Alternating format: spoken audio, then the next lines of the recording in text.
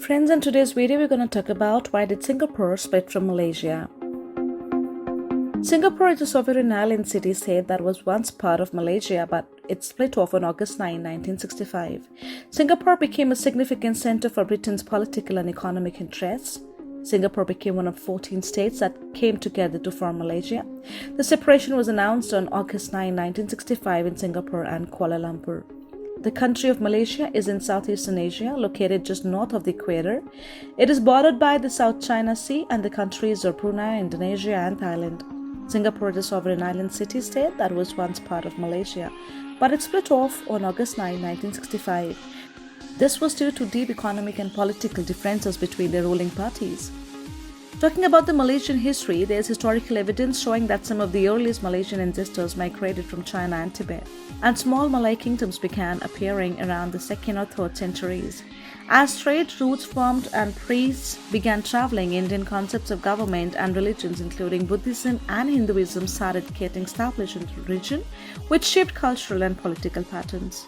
Sunni Islam came to the region during the 13th to 17th centuries, challenging the traditional elite powers and place. It held appeal for merchants and farmers in the more coastal areas as well. Around 1400, the Malaysian king converted to Islam and the port of Malacca, now called Malacca, was established. The port attracted traders from many nationalities and people started calling themselves Malays.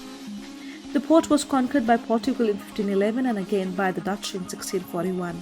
During this time period, Malay political control began spreading through regional sultans who often feuded. This led to political pluralism in the 18th century. Talking about the British influence, in 1786, Britain's East India Company acquired Penang, an island off Malay's northwest coast, and turned it into a major trading post. They occupied Singapore in 1819 and acquired trading rights there 5 years later. This became another significant center for Britain's political and economic interests. In time, Chinese immigrants came to live on the island, and Singapore also became a base for Chinese economic concerns in Southeast Asia. Singapore flourished until the Second World War, when Japanese forces from Malaysia attacked in 1942. The British were forced to surrender and Singapore was under Japanese occupation for 3 years. After the war ended, the city was returned to the British. In 1946, it became an official crown colony. Well, there was an increase in nationalist sentiment in the years following the war and a push for complete self-governance. Singapore's first election was in 1959, with the majority of seats being won by the People's Association Party, which is abbreviated as PAP. Lee Kuan Yew was elected the first Prime Minister of Singapore that year. As Singapore is a small island and does not have many natural resources, the PAP decided to merge the economy with the Federation of Malaya and the states of Sarawak and Sabah. Singapore became one of 14 states that came together to form Malaysia. On September 16, 1963, the Federation of Malaysia was formed, and this historic event ended 144 years of British rule. Things got off to a rocky start from the leadership's conflicting approaches to racial, economic, and political policies. During the Union, there were two major political parties that held power in Malaysia: the United Malays National Organization (UMNO) and PAP. There were accusations of socialism, communalism, which led to racial violence in 1964. Though there was an agreement for a 2-year truce, there was still acrimony between the two factions. Singapore's government opposed the Malaysian government's desire to grant special privileges and rights for the Malay community. So talking about the breakup, on May 9, 1965, Singapore's founding leaders formed the Malaysian Solidarity Convention. They started the Malaysia campaign to promote racial equality. A rally was also held the following month.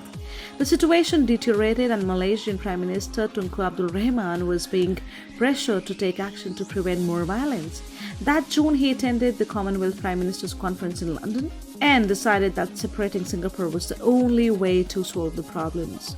The Tunku presented this plan to his deputy Tun Abdul Razak, and the senior Malaysian ministers began putting together a foundation for the separation. UMNO supported the breakup and unanimously voted to expel Singapore from Malaysia. Negotiations were led by Razak and Singapore's Finance Minister Keng Swee. There was a separation agreement drafted as well as proclamation of independence. Though Singapore's leaders initially declined to sign the agreement, they finally compiled. So if you really like the video, I would request you to kindly like, share, comment and subscribe our YouTube channel for the latest updates. Take care and keep smiling.